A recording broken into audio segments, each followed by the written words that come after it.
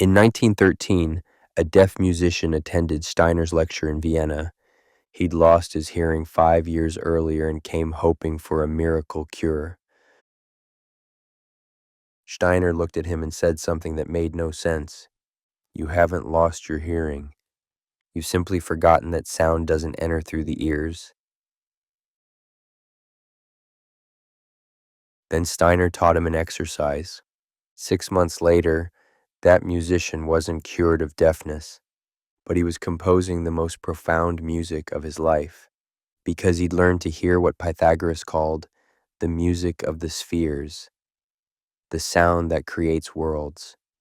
Welcome back, cosmic listeners. For 10 days, you've been developing sight beyond sight. Today, Steiner reveals why the ancient mysteries taught that God spoke the universe into existence, not painted it, not thought it, spoke it. And you're about to learn to hear that original word still echoing in everything. Here's what's going to flip your reality. You think you hear with your ears, but Steiner revealed that physical hearing is just the corpse of real hearing. True sound, what he called cosmic tone, is perceived by your entire etheric body. Your ears, they're just the physical shadow of a spiritual organ. Listen to what Steiner actually said. This is from his 1906 lectures on the inner nature of music. Every atom in the universe is continuously singing. What we call matter is simply sound that has forgotten its music. The spiritual student must remember how to hear the song within the stone. Modern physics discovered that atoms literally vibrate, but Steiner went further. He said these vibrations aren't random, they're notes in a cosmic symphony that's been playing since the beginning of time. Dr. Rudolf Steiner, who studied directly with Steiner, documented an extraordinary moment. Steiner took a group to a quarry and asked them to listen to the granite. "At first we heard nothing," Hauschka wrote. "Then Steiner began to hum a low tone. Suddenly, impossibly, we could hear the rocks humming back, not with our ears, with our bones, our blood, our souls." One student fainted, another began weeping. They were hearing the trapped music of ancient earth. Here's what changes everything. Steiner taught that form follows sound, not the other way around. A rose is rose-shaped because it's singing a rose song. A crystal is geometric because it's humming a geometric tune. And humans were shaped by the most complex music in creation. Change the song, change the form. This is why mantras work, why words have power, why music heals or harms. Cymatics, the study of visible sound, shows this perfectly. Sand on a metal plate forms complex patterns when exposed to different frequencies. Steiner was essentially saying, reality is God's cymatic experiment. But here's the kicker. We're not just patterns in the experiment. We're learning to become conscious musicians in the cosmic orchestra. For today's practice, Steiner recommended having a bell, singing bowl, or tuning fork. But he said even humming works. What matters is sustained, pure tone. Warning, this exercise made some of Steiner's students report hearing too much. Birdsong became overwhelming, city noise unbearable. Because once you really hear, you can't unhear. Ready to remember how sound creates worlds? Take your position. Notice how even sitting has a sound. Your clothes rustling, your breath flowing. You're already in the symphony.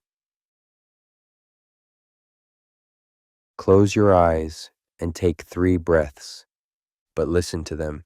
Really listen. The symphony of your life force. Breathing in, hearing the inrush of life,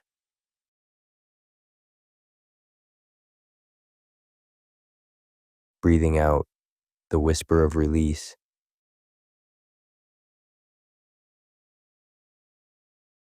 Again, the ocean tide of breath,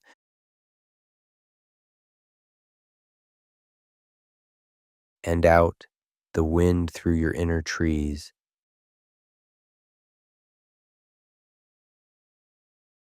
Once more, breathing as music,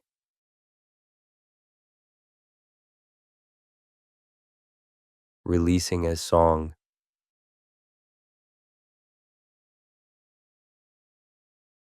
Now, create a tone. If you have a bell or bowl, strike it. Otherwise, hum a comfortable note. Not a melody, one sustained tone.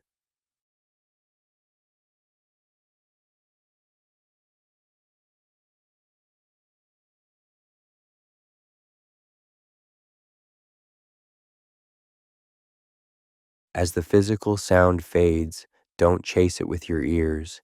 Instead, feel where it goes. Does it disappear, or does it continue in a subtler form?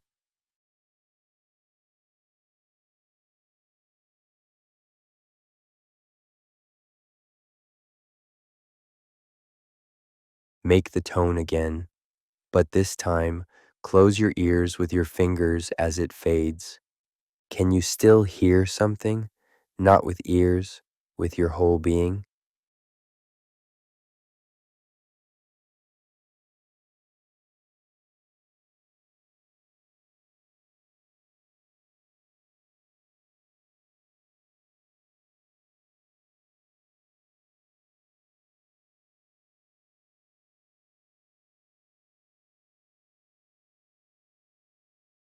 This is what Steiner called etheric hearing.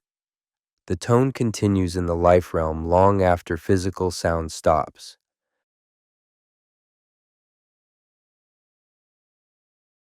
Now, the deeper practice.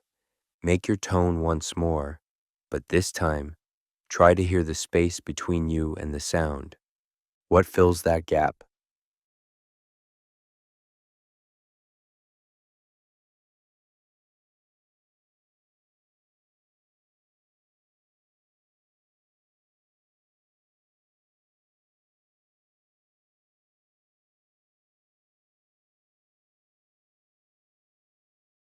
Steiner taught that space itself is made of sound.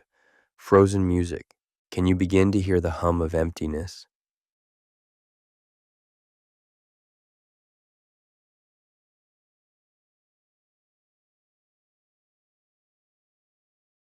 Now for the advanced technique. Sit in complete physical silence, but listen with what Steiner called the ear behind the ear.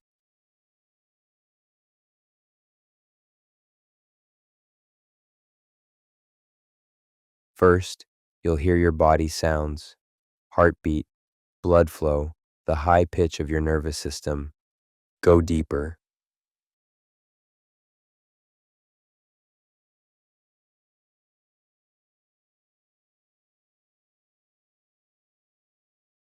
Behind body sounds, can you hear something else?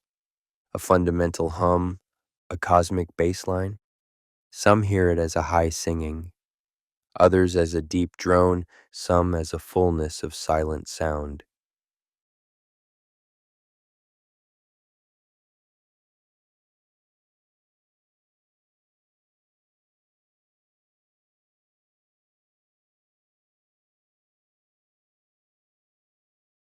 This is what the ancients called the music of the spheres, not metaphor. Actual cosmic sound creating and sustaining all form.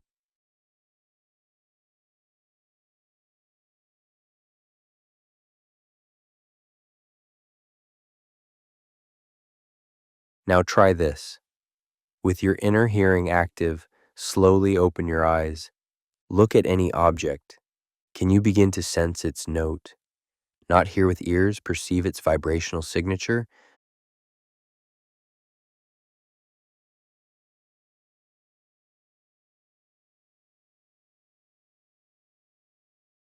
A plant might feel like a green song, a rock like a deep drum, water like liquid laughter. Don't force it. Let objects reveal their music.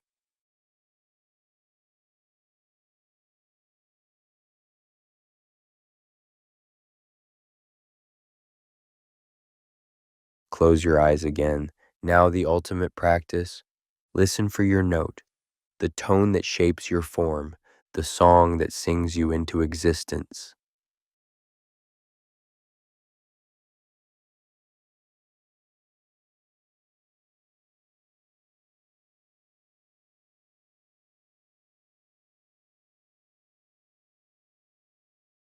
Some hear it as their true name, some as a color sound, some simply as home frequency. Whatever arises, acknowledge it as your piece in the cosmic composition.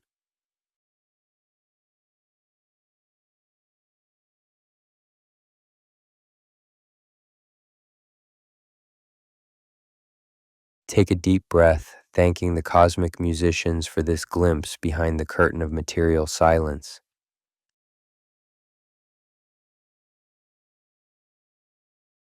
And gently return to ordinary hearing. Notice how sound feels different now, richer, more alive. You've just activated what Steiner called the future organ of spiritual hearing. Students who develop etheric hearing report knowing someone's true state by the tone of their presence, hearing which foods are life-giving versus dead, fresh food sings, understanding why certain music heals or harms, perceiving the mantric power in everyday speech, literally hearing guidance from spiritual worlds. Steiner made a stunning prediction. Future humanity will think in tones rather than concepts. They will create through sound rather than force. This is why children now are so sensitive to noise. They're premature bearers of future organs. Think about that. Kids with auditory processing issues might actually be evolutionary forerunners. Your assignment: each day, spend 5 minutes in deep listening, not to sounds, to the silence behind sounds. Steiner said within a month, you'll start to hear what he called the word that maintains the world. I'll leave you with what that deaf musician wrote after learning to hear the spheres. I thought I had lost music when I lost my hearing. Steiner showed me I had only lost noise, the real music, the music that builds roses and moves planets. That music sings louder in silence than any orchestra. Now I compose from the source, not the echo.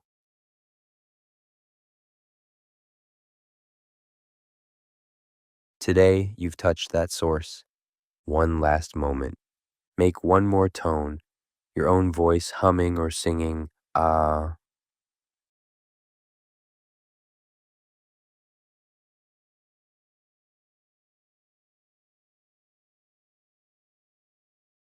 Feel how your sound changes the space. You're not just hearing the cosmic symphony, you're composing in it.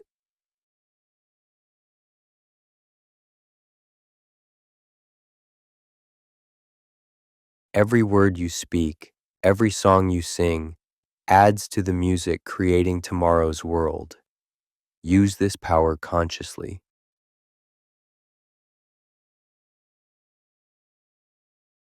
Open your ears to the full spectrum of cosmic sound. Welcome to the Universal Orchestra. Tomorrow, Day 12. The Rose Cross Meditation. Steiner's Central Rosicrucian Practice. The meditation so powerful, Steiner said it could transform human blood into a vehicle for the Christ force. But today, you have new ears. The universe is singing. Are you listening? Until tomorrow, fellow cosmic musicians, may you hear the song in the stone and add your note to the eternal symphony.